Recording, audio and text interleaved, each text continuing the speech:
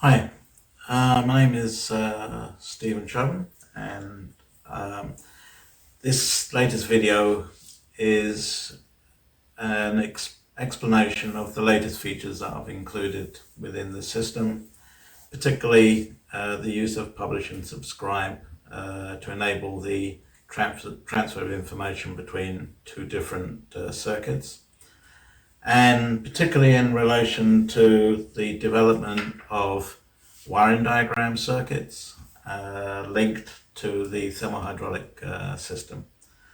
Um, Now, why is this important? Well,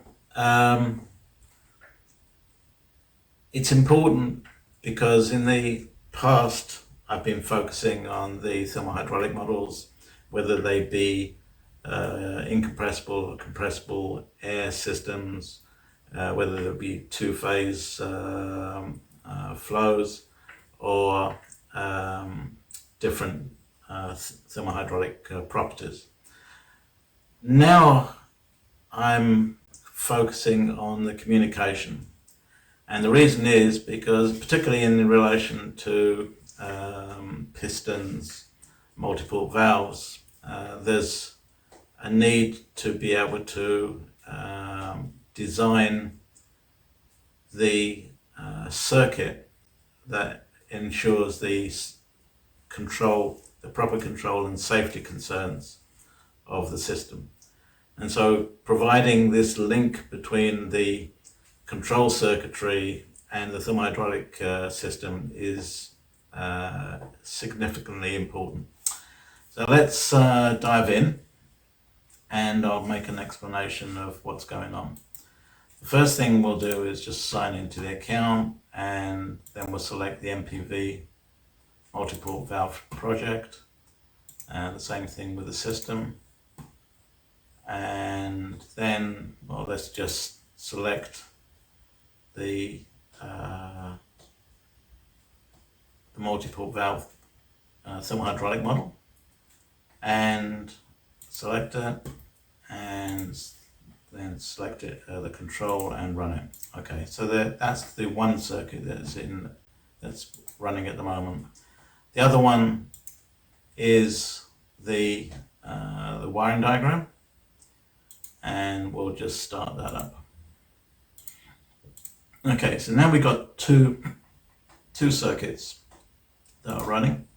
If we have a look at this circuit and a quick explanation between the circuits. This is the solenoid A multiple valve solenoid, and there's an associated switch here that is manually controlled, and I'll explain how it's done. And then we have a multiple valve solenoid B, and that's controlled by this switch here.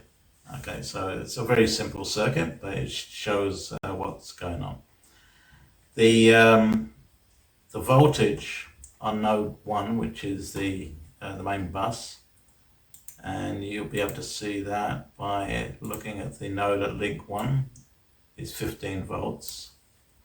And if we look at the volts on 5, which is down here at 7.5, and then 6, which is 0 volts. Okay, so what we have is a situation where we have voltage on solenoid A, and anything above 5 volts is sufficient to energize the solenoid. So being 7.5 and this is ground, then it exceeds the criteria. And if we look at link 12, whoops, delete, I don't want a tank, we want a link. Okay, and that's link 12.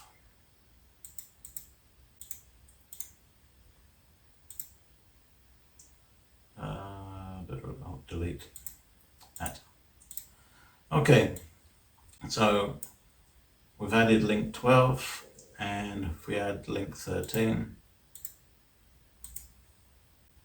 Okay, so we can see that the solenoid A is energized and solenoid B is de-energized. Okay, now again, associated with the circuit, we also have a position switch associated with the piston. So this is for the MPVs, but this is for the piston. And this is a low switch and this is a high switch. Now the low switch, this is a normally open contact. So if it's below the low switch criteria set point, then this contact is closed. And if it's above the high set point, then this is closed. Otherwise it's open. The set point for the high side is about 0.95, and I think the set point for the low side is 0.1, 0.15, something like that. Okay, so and these are separate solenoids. They have a separate switch here and here, but I'm not concerned about that at the moment. Okay, now if we go to the control page and we look at the circuit and we look at this one, then we can see that we have two chambers, and if we look at the pressure at node 8, and we can see that this is pressurized, and node 9 is depressurized. And if we look at the piston,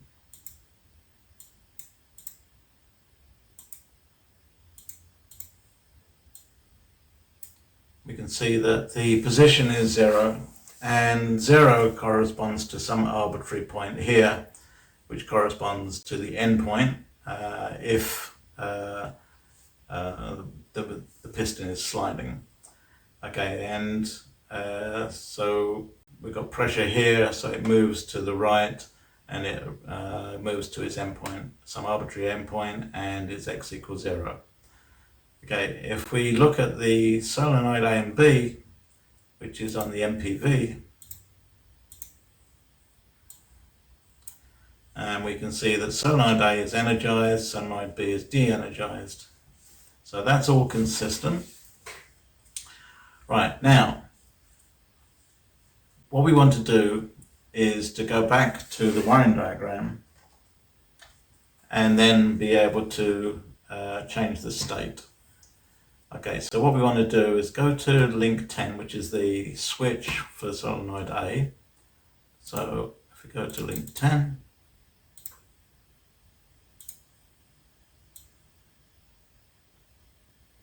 and link 11. Okay, so what we want to do is to be able to change the switch here. And this is a manual switch, and so I can actually change the position of the switch. So now it's going to be closed. Sorry, open rather. Okay, and as a result, there's no current through the switch. It's open. The voltage goes to 0, and then the solenoid becomes de-energized. So now both de-energized. Now let's have a look at what's happening there. Let's go back to the MPV valve, and we can see it. Okay, it's still x equals 0, and the pressures in both chambers are equal. So the piston doesn't move, and that's the result of neither solenoid A nor solenoid B being energized. And so the route is from the pump, and then I think it goes, I'm not sure, actually I'm not sure, it goes one direction. Anyway, it's going back into the tank.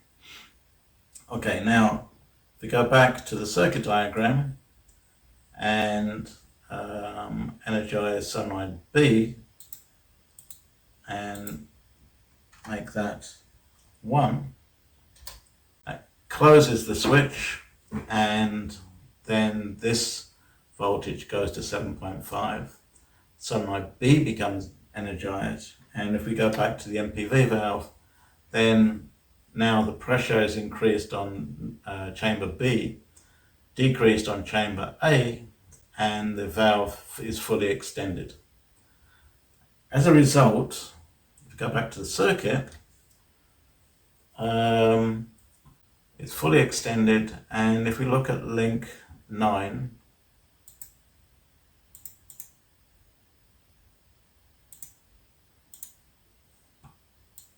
okay, so the contact is closed, and if we look at link 8, and here the contact is open. Okay, so there's no current through this switch, and there is flow of current through this switch.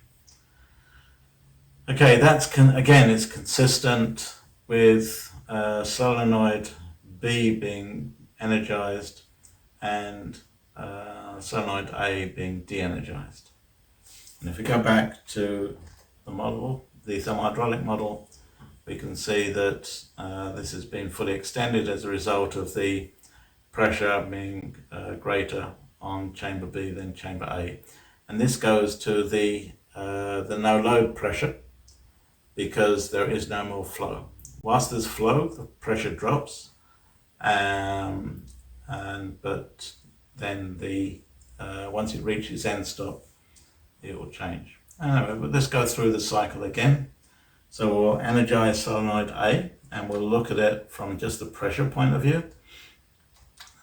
So to energize solenoid A, then 1, this becomes energized, and that becomes de-energized. And now we're changing state, and we can see that the pressure on chamber A is 860 psi until it reaches its endpoint now, and then it goes straight up to its no load pressure. So now the point about this is that it's easy to change the circuit diagram here, and then add switches, and provide the link between the switches, and whatever published data becomes available. And so this is a truly interesting way of either developing a circuit, checking a circuit, and ensuring that all the safety concerns related to the circuit are actually validated. I think that's about it from this perspective, from the testing perspective. And I think from this point onwards, it'll be a matter of doing more circuitry, make sure that it handles all the different types of devices that are out there, and keep developing the software. But for the moment, this is in a sort of really good state. I like the way in which the transfer of information takes place. It's very simple and easy, and enables most people to be able to understand the implications of what's going on. Anyway, thank you very much for listening, and if you want to contact me, the email is on the first page. Appreciate it.